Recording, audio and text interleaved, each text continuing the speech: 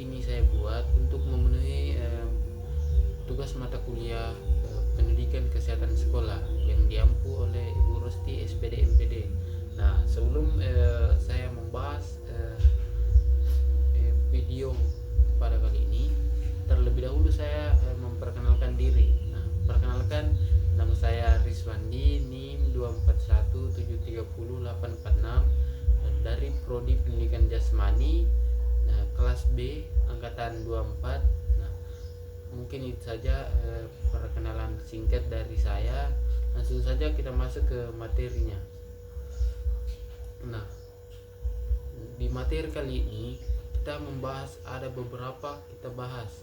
Nah, yang pertama itu pengertian kebutuhan kalori. Nah, yang kedua itu fungsi kalori bagi tubuh. Nah, yang ketiga itu faktor yang mempengaruhi kebutuhan kalori. Nah, yang keempat itu pengertian AKG. Yang kelima fungsi AKG. 6 kebutuhan kalori dengan AKG. 7 itu kebutuhan gizi pada anak sekolah. 8 dampak kekurangan dan kelebihan kalori. Nah, sedangkan yang ke-9 itu peran sekolah dalam pemetuhan gizi. Nah, yang terakhir itu penerapan pola makan sehat. Nah, itu tadi ada beberapa topik yang akan kita bahas di video kali ini. Nah, langsung saja kita masuk ke pembahasan yang pertama. Nah, yang pertama itu pengertian kebutuhan kalori. Nah, apa sih itu pengertian kebutuhan kalori? Nah, ternyata kebutuhan kalori itu adalah jumlah energi yang dibutuhkan tubuh untuk melakukan berbagai aktivitas sehari-hari seperti sehari-hari. Oh, ternyata kalori itu sangat dibutuhkan dalam kehidupan sehari-hari. Nah, contoh di kehidupan sehari-hari itu seperti bernapas, kita harus membutuhkan kalori. Nah, berjalan, berjalan, belajar, berpikir, berolahraga hingga tidur, semua kita membutuhkan kalori. Nah, begitu teman-teman. Ternyata kalori itu sangat dibutuhkan. Kalori diperoleh, sedangkan kalori itu diperoleh dari makanan dan minuman yang kita konsumsi setiap hari. Nah, pasti teman-teman itu bertanya, apa sih itu kalori? Dari mana berasal itu kalori? Nah, kalori berasal dari 3 zat gizi utama. Nah, yaitu yang pertama itu dari karbohidrat. Ternyata kalori itu berasal dari yang pertama itu karbohidrat. Nah, karbohidrat merupakan sumber energi utama tubuh. Seperti itu. Contoh makanannya itu seperti nasi, roti, mie, kentang, jagung. Nah, itu ada beberapa contoh dari karbohidrat. Nah, setiap 1 gram karbohidrat menghasilkan sekitar 4 kalori. Nah, setiap 1 gram. Berarti kalau kita makan nasi 1 piring, wah itu sangat banyak kalorinya dan energinya bisa kita pakai 1 hari. Contoh saat kita sarapan nasi, tubuh, nah ini ada contohnya. Saat kita sarapan nasi, tubuh mengubah nasi menjadi energi agar kita kuat belajar dan beraktivitas. Nah, betul sekali. Ketika kita makan atau kita makan nasi, kita mendapatkan energi agar kita kuat. Nah, gitu. Kita lanjut di poin kedua itu protein. Protein berfungsi membantu pertumbuhan dan memperbaiki jaringan tubuh. Nah, itu contoh yang kedua itu protein. Nah, contoh makanannya itu telur, ikan, daging, tahu, tempe. Nah, itu ada beberapa contoh dari protein. Nah, setiap 1 gram protein menghasilkan sekitar 4 kalori. Nah, sama tadi karbohidrat. setiap 1 gram itu menghasilkan sekitar 4 kalori. Nah, contohnya itu siswa yang rutin makan protein cukup akan membantu pertumbuhan otot dan tubuh menjadi lebih sehat. Nah, betul. Ketika kita tidak kekurangan protein, pertumbuhan kita akan melesat. Nah, seperti itu. Jadi kita harus menjaga betul ini yang namanya protein agar pertumbuhan kita agar pertumbuhan anak-anak tidak menjadi stunting gitu. Nah, yang terakhir itu contoh yang terakhirnya itu dari ketiganya itu lemak. Nah, lemak berfungsi sebagai cadangan energi dan menjaga suhu tubuh. Nah, ternyata lemak juga dibutuhkan dalam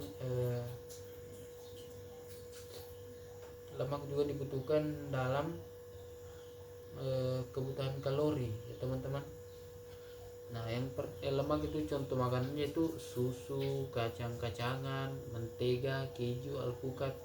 Nah, semua ini dibutuhkan untuk kebutuhan kalori.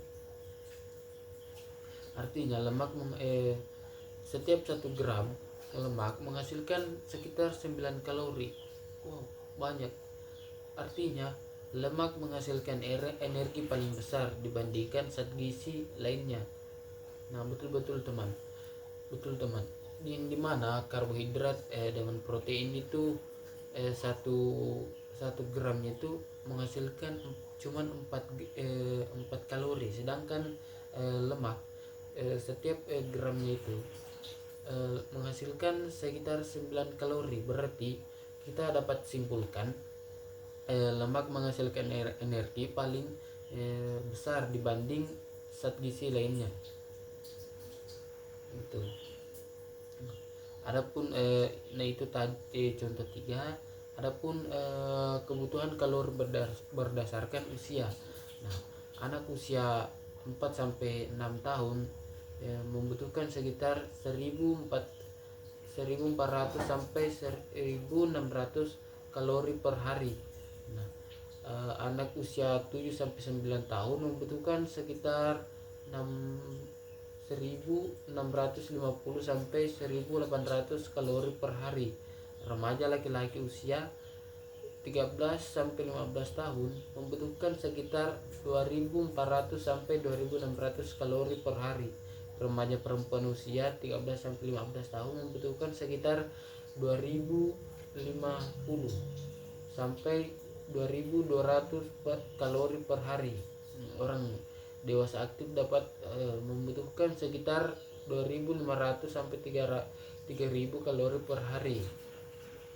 Nah, itu tadi beberapa contoh kebutuhan kalori berdasarkan usia. Kita masuk kedua. Yang kedua itu fungsi kalori bagi tubuh. Nah, kalori memiliki berbagai fungsi penting bagi tubuh. Nah, ya ternyata fungsi kalori itu sangat penting bagi tubuh. Nah, yang ada beberapa. Yang pertama itu sebagai sumber energi. Kalori membantu tubuh melakukan aktivitas sehari-hari. Nah, betul. Kalori yang dimana dapat membantu kebutuhan tubuh sehari-hari. Nah, yang kedua itu membantu pertumbuhan dan perkembangan. Nah, betul, yang dimana kalori membantu pertumbuhan tulang, otot, dan perkembangan tubuh. Nah, betul. Pada anak usia dini atau masa pertumbuhan sangat dibutuhkan namanya protein, satu yang intinya kalori, agar pertumbuhannya tidak apa namanya tidak stunting, agar tidak stunting gitu. Nah, yang ketiga itu menjaga fungsi organ tubuh seperti organ jantung, otak, paru-paru, dan ginjal membutuhkan energi untuk bekerja. Nah, betul. Ketika kita kekurangan protein, akibatnya itu kita tidak bisa beraktivitas. Nah, organ tubuh bagian dalam itu bekerja pakai paksa. Akibatnya seiring waktu berjalan eh, organ vital, organ tubuh kita bekerja keras, akibatnya rusak. Nah, itu masuk ke 4, mendukung aktivitas fisik. Semakin beraktivitas fisik seseorang, semakin besar kebutuhan kalori. Nah, betul, ketika kita beraktivitas fisik, contoh kita berolahraga berat, kita harus membutuhkan kalori yang lebih banyak. Nah, begitu. Yang kelima itu menjaga suhu tubuh. Kalori membantu tubuh mempertahankan suhu normal sekitar 36 sampai 37 derajat Celcius. Nah, betul. Dimana kalori itu sangat membantu menjaga suhu tubuh, apalagi yang namanya lemak gitu. Kita masuk ke yang ketiga, faktor yang mempengaruhi kebutuhan kalori. Nah, di sini ada faktornya. Kebutuhan kalori setiap orang berbeda karena dipengaruhi beberapa faktor. Nah, ternyata di sini sangat berpengaruh. Nah, ada beberapa. Nah, yang pertama itu faktor usia. Anak-anak dan remaja membutuhkan lebih banyak energi untuk pertumbuhan. Nah, betul. Yang dimana anak-anak itu membutuhkan kalori lebih banyak karena dia masa pertumbuhan. Nah, yang kedua itu jenis kelamin. Laki-laki umumnya membutuhkan lebih banyak kalori dibanding perempuan. Oh, ternyata laki-laki membutuhkan kalori yang lebih banyak dibanding perempuan. Nah, contohnya itu remaja laki-laki yang aktif olahraga biasanya membutuhkan energi lebih besar. Yang ketiga itu aktivitas fisik. Semakin tinggi aktivitas fisik, semakin besar kebutuhan energi. Ini sudah tadi kita bahas. Nah, yang keempat itu berat dan tinggi badan. Tubuh yang lebih besar membutuhkan energi lebih banyak. Ternyata contohnya itu orang dengan berat badan 70 kg membutuhkan energi lebih besar dibanding orang dengan berat 45 kg gitu. Masuk nah itu tadi beberapa contoh, itu beberapa tadi beberapa faktornya. Kita masuk ke pembahasan yang keempat, itu pengertian angka kecukupan gizi atau AKG. Nah, angka kecukupan gizi atau AKG adalah standar jumlah zat gizi yang dibutuhkan setiap hari agar tetap sehat. Itu. Nah, angka AKG digunakan sebagai pedoman kebutuhan. Nah, ada beberapa: energi, protein, lemak, karbohidrat, vitamin, dan mineral. AKG setiap orang berbeda tergantung usia, jenis kelamin, aktivitas fisik, kondisi tubuh. Nah, itu tadi sangat berpengaruh dalam mengukur angka kecukupan gizi.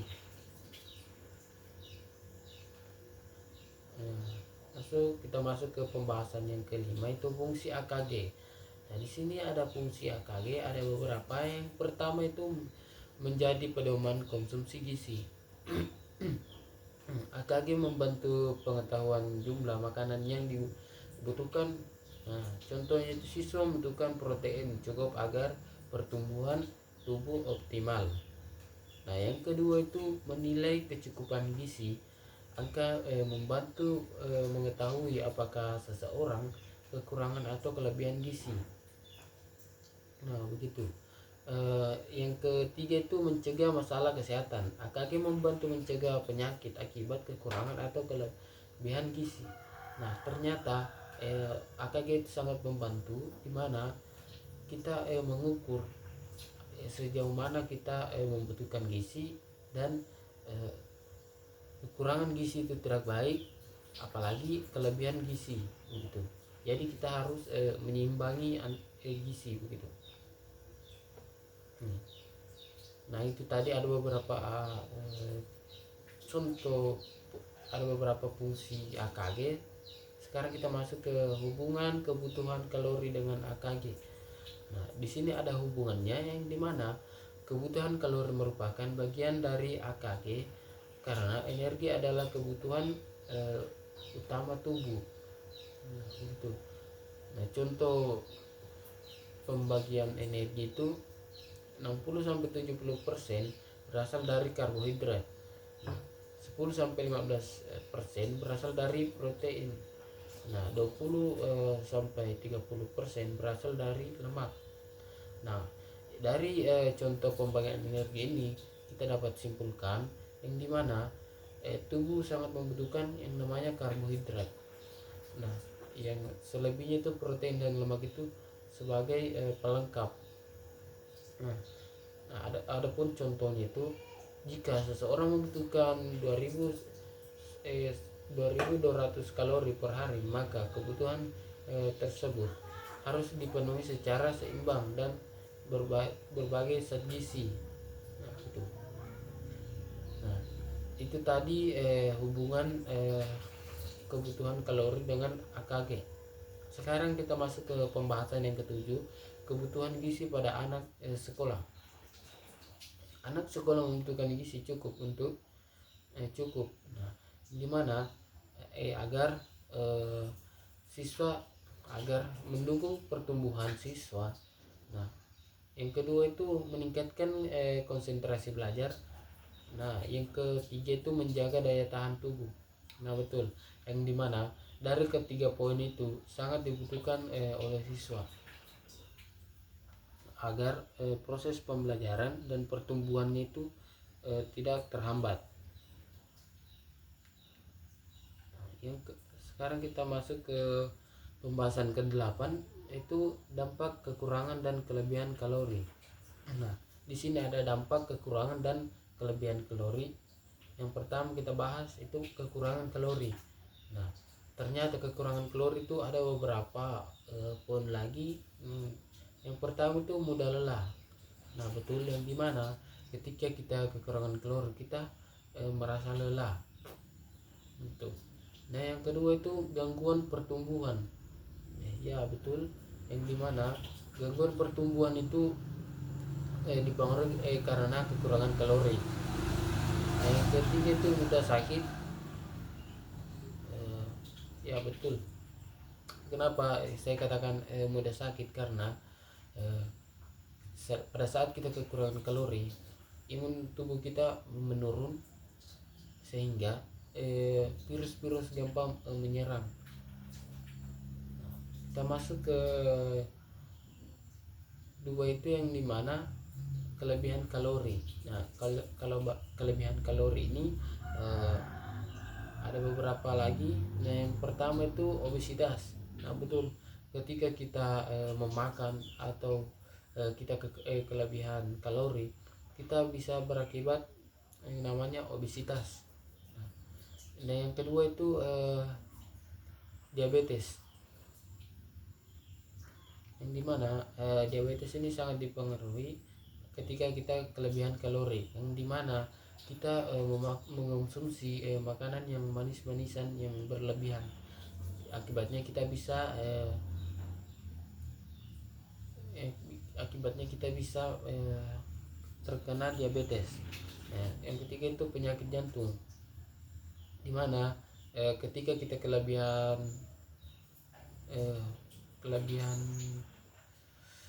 gizi atau kalori, kita bisa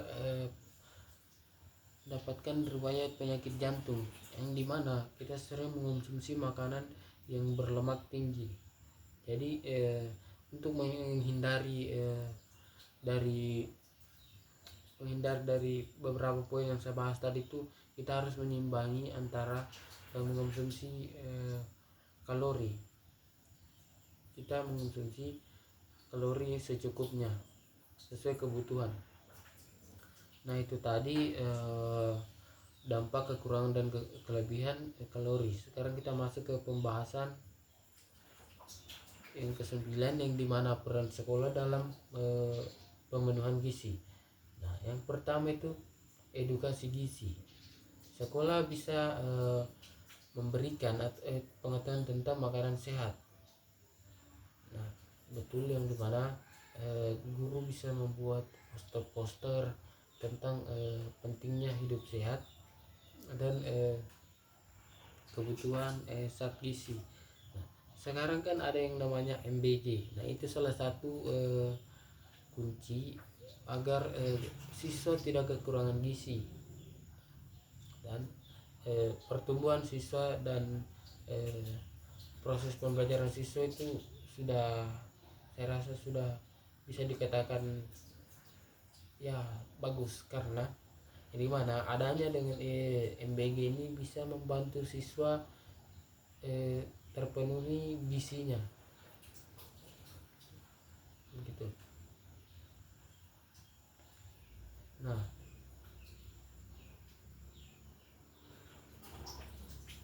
lanjut ke poin keduanya, itu tadi edukasi gizi.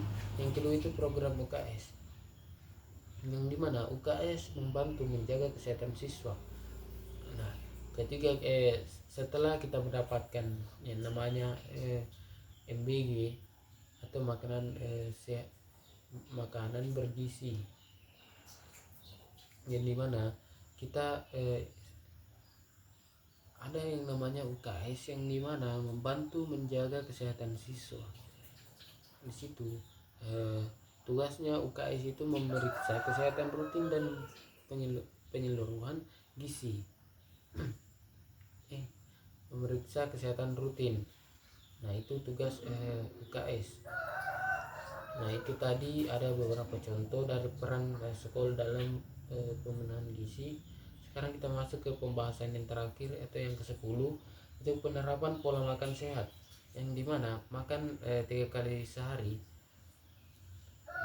Nah, ada beberapa yang pertama itu makan 3 kali sehari, sarapan dan makan siang dan makan malam secara teratur.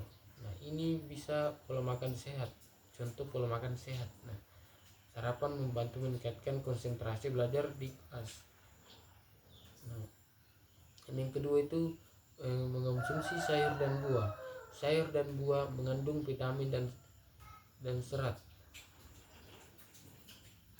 Nah, yang terakhir itu mengurangi makanan cepat saji atau fast food, atau mengandung tinggi lemak, gula dan garam. Nah, agar kita penerapan pola makan yang sehat itu, kita harus menghindari makan makanan yang siap saji, agar makanan yang kita dapat peroleh itu ada manfaatnya, ada zat yang terkandung dalam itu zat gizi atau protein, lemak yang kita butuhkan itu dengan baik. Nah, mungkin saja materi yang saya akan bahas ada beberapa, ada 10 poin-poinnya. Nah, di sini saya akan memberikan kesimpulan yang dimana kebutuhan kalori dan angka kecukupan gizi sangat penting dalam menjaga kesehatan tubuh dan mendukung aktivitas belajar siswa. Kalori memberikan energi itu bagi tubuh, sedangkan AKG menjadi pedoman dalam memenuhi kebutuhan gizi harian secara seimbang. Nah, dengan pola makan sehat dan bergizi cukup, siswa dapat tumbuh sehat, aktif, dan memiliki konsentrasi belajar yang lebih baik. Nah, saya simpulkan di mana kebutuhan protein yang dimana kalori dengan AKG itu sangat berkesinambungan, dengan saling terikat erat gitu. Mungkin itu saja yang dapat saya bahas di video kali ini. Kurang dan lebihnya mohon dimaafkan. Assalamualaikum warahmatullahi wabarakatuh.